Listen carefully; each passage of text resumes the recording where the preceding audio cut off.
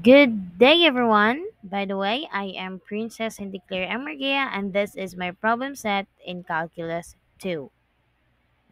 We are now in the Cauchy's mean value theorem, which is I answer the item number 34. So we have function f of x is equals to square root of x plus 5, and our g of x is equals to x plus 3, and our a and b is equals to negative 4 and negative 1. So we start here by using the Cauchy's mean value theorem formula, which is f of b minus f of a over g of b minus g of a.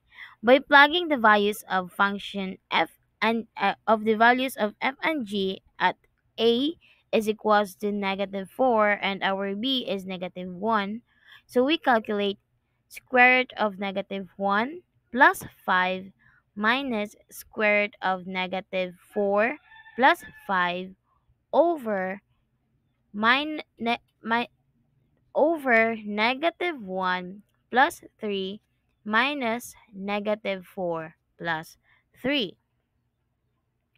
So, negative 1 plus 5 is 4, so we will get square root of 4.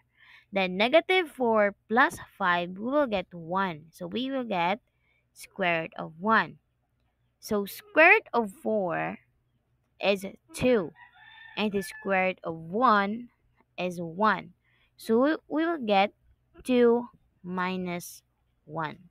So here in negative 1 plus 3 is we will get 2, and negative 4 plus 3 is negative 1. But in here in this picture, it seems like it it might be a small mistake. It should be 2 plus 1, then it is equals to 3. So we have 2 minus 1 over, it should be 3, and 2 minus 1 is 1, and 2 plus 1 is 3. So the answer here is 1 over 3. Sorry for the mistake, it should be 1 over 3.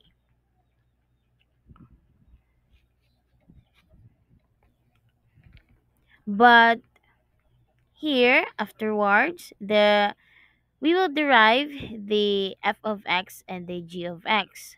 So the derivative of the function f of x is 1 over 2 square root of x plus 5, and the derivative of our g of x is 1.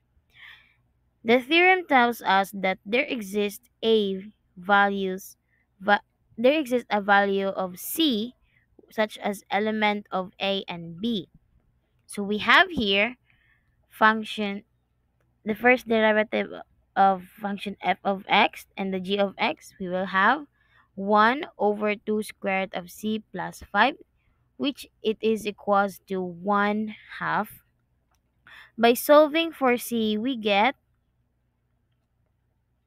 1 over 2 square root of plus 5 is equals to 1 half, where c plus 5 is equals to 1.